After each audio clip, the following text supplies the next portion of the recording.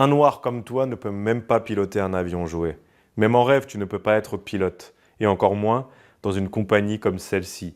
La directrice se moqua de l'homme noir qui se tenait devant elle. L'humiliation fut telle que tous les passagers se mirent à rire de lui. « Je vais appeler la sécurité pour qu'ils te sortent d'ici comme l'animal que tu es », continua la directrice, sans savoir que cet homme avait le pouvoir de faire atterrir le vol et qu'elle finirait par être licenciée et à laver des sols. Ce lundi 16 février, le vol 782 à destination de Chicago devait partir à 6h40 du matin. À cette heure-là, l'aéroport avait encore ce silence lourd des endroits qui s'éveillent à peine. Les cafétérias ouvraient tout juste, les annonces résonnaient dans les haut-parleurs et les passagers marchaient d'un pas pressé. Le capitaine Marcus Williams, un homme afro-américain, arriva comme à son habitude, avec son uniforme impeccable, sa mallette noire et un dossier contenant les documents du vol. Cela faisait plus de 20 ans qu'il volait. Il connaissait cet aéroport mieux que beaucoup d'employés qui y travaillaient. Mais ce matin-là, quelque chose changea. Lorsqu'il s'approcha de la porte d'accès réservée aux équipages, une femme qu'aucun membre de l'équipe n'avait jamais vue contrôler les accréditations. C'était la nouvelle directrice des opérations. Marcus présenta sa carte d'identité, sans dire grand-chose, comme il l'avait fait des centaines de fois. La femme la regarda à peine une seconde, puis leva les yeux. « Désolé », dit-elle d'un ton sec. « Les passagers doivent utiliser l'entrée principale. » Marcus pensa qu'il s'agissait d'une simple erreur. « Vous faites erreur, madame. Je ne suis pas passager, » répondit-il calmement. « Je suis le pilote de ce vol. » La femme regarda à nouveau la carte, fronça les sourcils et secoua la tête. « Ne me faites pas rire. Un noir comme vous ne pourrait jamais piloter un avion, » répliqua-t-elle avec dérision. Certains membres de l'équipage commençaient à remarquer la scène.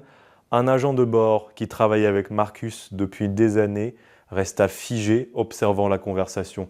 Marcus respira lentement. Il n'éleva pas la voix. Ce n'était pas la première fois que quelqu'un doutait de lui, mais cette fois c'était différent, car la femme continuait de bloquer la porte et l'avion était plein de passagers qui attendaient de décoller.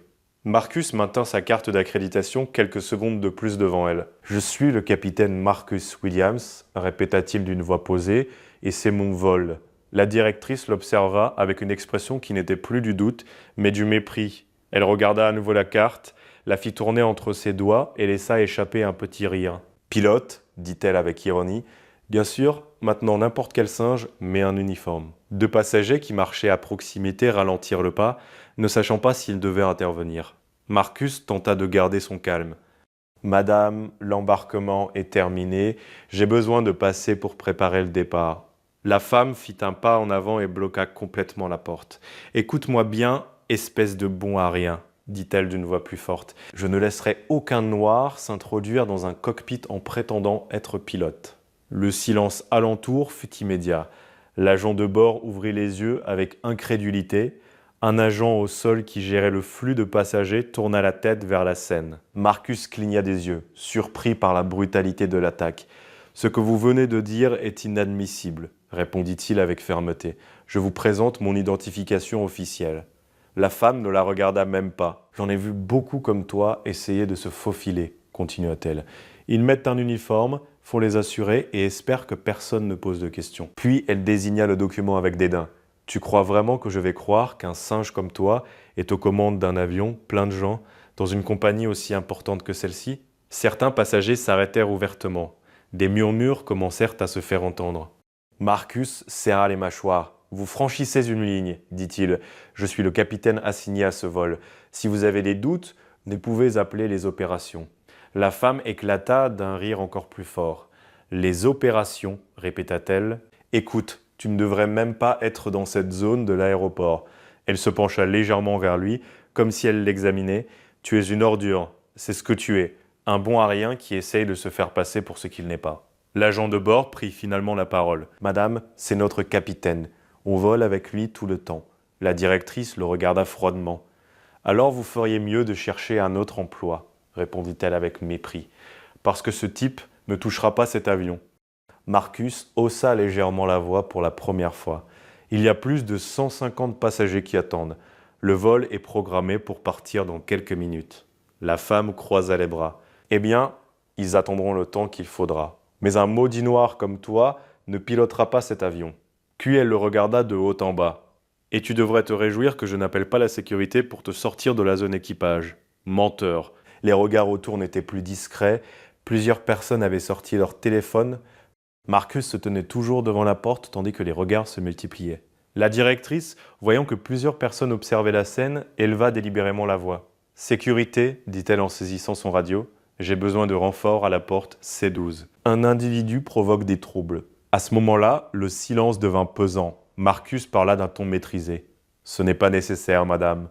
Confirmez simplement mon identification auprès des opérations et c'est réglé. » Elle ne le regarda même pas. « Je t'ai déjà dit que tu n'entreras pas là-dedans. » Et moins d'une minute plus tard, 2 agents de sécurité de l'aéroport apparurent.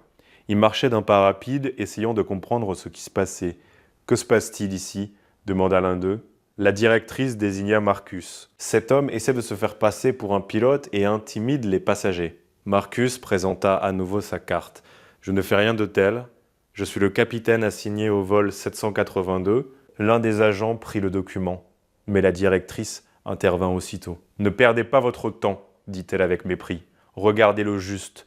Ce noir ne peut même pas en rêve piloter un avion, même jouer. » Elle désigna l'uniforme, puis son visage. Quelques personnes autour lâchèrent des rires nerveux. Un passager murmura quelque chose à voix basse. De nos jours, n'importe qui se dit pilote. Marcus sentit le poids de chaque regard. Vérifiez le numéro d'employé, insista Marcus.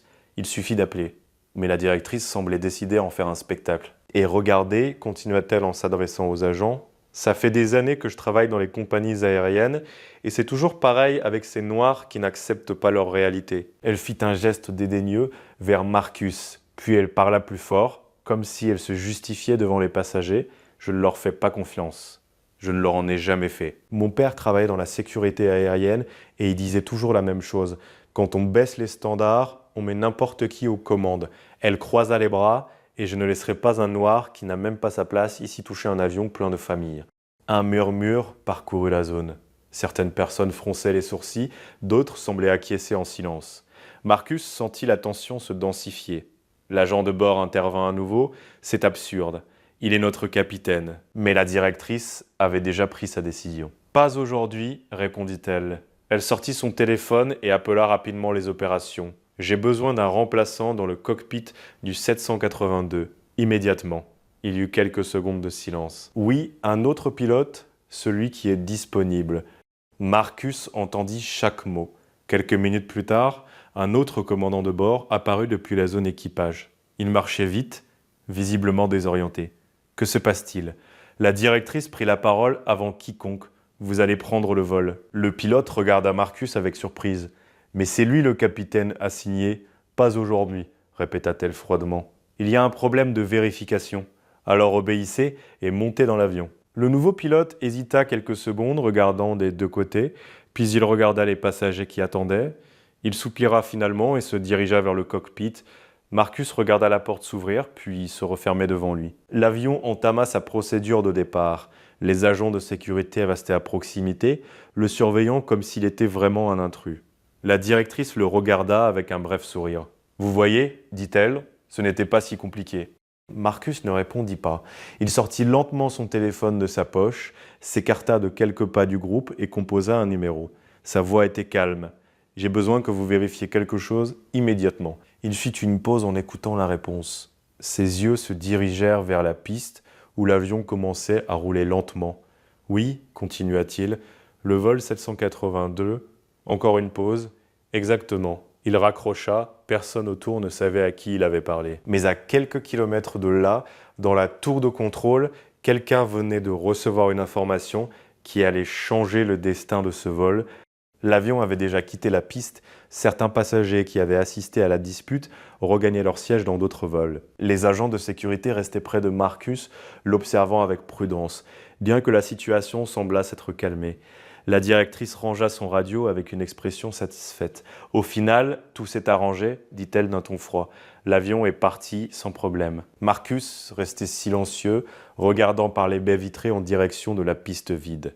L'un des agents lui rendit sa carte. « Monsieur, il serait peut-être préférable que vous quittiez cette zone. » Marcus rangea l'identification dans sa poche. Dans quelques minutes, la directrice laissa échapper un petit rire. « Sans votre petit capitaine, je crois que vous avez fait assez de spectacle pour aujourd'hui. » Mais alors, quelque chose se produisit.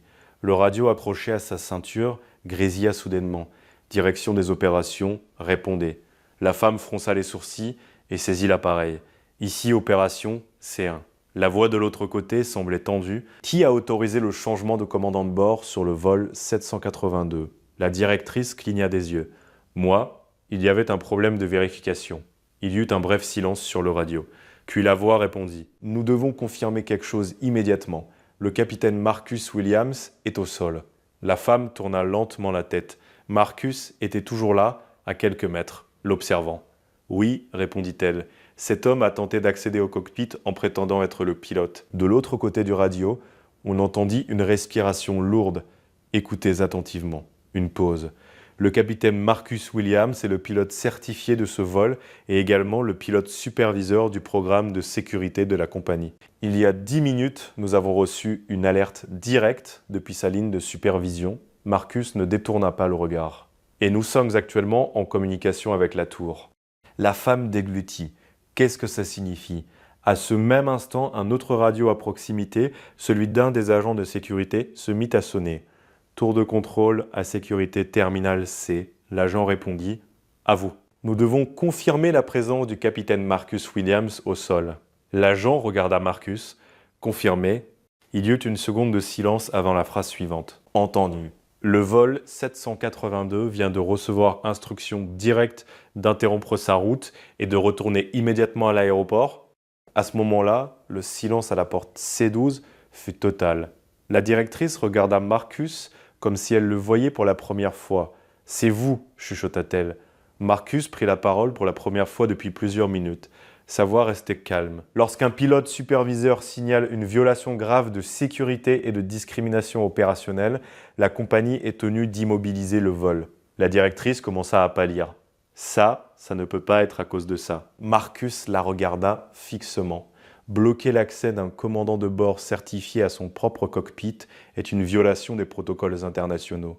Une pause, et le faire pour des raisons raciales est quelque chose de bien plus grave encore. La femme semblait incapable de bouger. Elle regarda les agents, puis le personnel alentour. Plusieurs personnes qui avaient assisté à la scène étaient toujours là, dans un silence complet. « C'est un malentendu », dit-elle finalement d'une voix tremblante.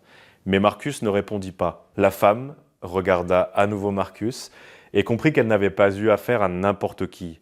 Elle avait publiquement humilié le pilote qui avait l'autorité suffisante pour clouer un avion au sol, en plein vol. Et maintenant, l'avion revenait. L'avion toucha le sol dans un long grondement sourd. Depuis les baies vitrées de la terminale, on voyait le vol 782 rouler lentement sur la piste jusqu'à s'immobiliser dans une position isolée de l'aéroport. Il ne fut pas ramené à la porte habituelle. Plusieurs véhicules de la compagnie et de l'aéroport commencèrent à s'approcher. À la porte C12, personne ne parlait. Les agents de sécurité, les agents au sol et quelques passagers qui continuaient d'observer semblaient comprendre que tout cela n'était plus une simple dispute. La directrice tenait son radio de main tremblante. « Ça peut s'expliquer », murmura-t-elle. C'était juste un malentendu. Marcus ne répondit pas. Quelques minutes plus tard, 3 personnes apparurent, marchant d'un pas rapide depuis la zone administrative. L'une d'elles portait le badge du département de sécurité corporative de la compagnie. Elles s'arrêtèrent devant la directrice. « Vous êtes la responsable des opérations à cette porte. » La femme tenta de retrouver un semblant d'assurance. « Oui, mais je veux m'expliquer. »« Vous en aurez l'occasion, » répondit l'homme d'un ton neutre. « Mais d'abord, nous devons confirmer quelque chose. » Il désigna Marcus. Cet homme a tenté d'accéder au cockpit avant le décollage. La directrice hésita quelques secondes. « Oui, mais je n'avais aucun moyen de savoir. » L'agent de bord qui avait été présent intervint. Elle l'a insulté devant tout le monde. Un autre employé ajouta. Elle lui a refusé l'accès même après avoir vu sa carte. Les agents de sécurité acquiescèrent en silence. Le représentant de la compagnie regarda la directrice avec une expression grave. Bloquer un commandant de bord, certifié dans son propre vol, constitue déjà une violation grave du protocole. Puis, il fit une brève pause. Le faire en utilisant des insultes raciales devant des passagers et du personnel en fait une affaire bien plus sérieuse. L'homme sortit un petit dossier. Le capitaine Williams n'est pas simplement un pilote de cette compagnie. Il ouvrit le document. C'est l'un des pilotes les mieux classés au sein du programme interne de sécurité et de conformité. Puis il prononça les mots qui rompirent définitivement le silence Et à partir de ce moment, vous êtes suspendu de vos fonctions dans l'attente de l'ouverture d'une enquête formelle. La directrice resta immobile. Suspendue? Oui. Avec effet immédiat, 2 agents de sécurité firent un pas de plus vers elle. Vous devrez nous accompagner. La femme regarda autour d'elle en cherchant un soutien, mais personne ne dit mot. Les mêmes passagers qui avaient observé la scène évitaient maintenant son regard. Tandis qu'on l'escortait hors de la zone, l'avion qui avait été contraint de faire demi-tour achevait de s'immobiliser sur la piste secondaire. La nouvelle se propagea rapidement au sein de la compagnie et en quelques semaines l'enquête fut bouclée. La décision fut sans appel, la directrice fut licenciée de la compagnie pour discrimination raciale grave et violation des protocoles de sécurité. Mais les conséquences ne s'arrêtèrent pas là. Les compagnies aériennes partagent les dossiers professionnels au sein du secteur. Lorsque d'autres compagnies examinèrent le dossier, aucune ne voulut prendre le risque de l'embaucher. Son nom fut marqué dans l'industrie. Les portes qui s'ouvraient jadis facilement commencèrent à se fermer les unes après les autres.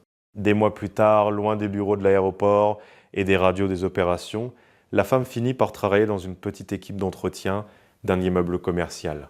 Un travail silencieux, loin de l'autorité qu'elle avait autrefois possédée. Pendant ce temps, le capitaine Marcus Williams continua de voler. Pour beaucoup au sein de la compagnie, ce jour-là resta dans les mémoires comme l'histoire du pilote à qui l'on avait tenté d'interdire l'accès à son propre cockpit, sans savoir qu'il était l'une des personnes ayant le plus d'autorité pour décider de ce qui se passait à bord de ce vol. N'oubliez pas de commenter depuis quel pays vous nous regardez. Si cette vidéo vous a plu, vous devez voir celle-ci où il les a humiliés devant tout le monde.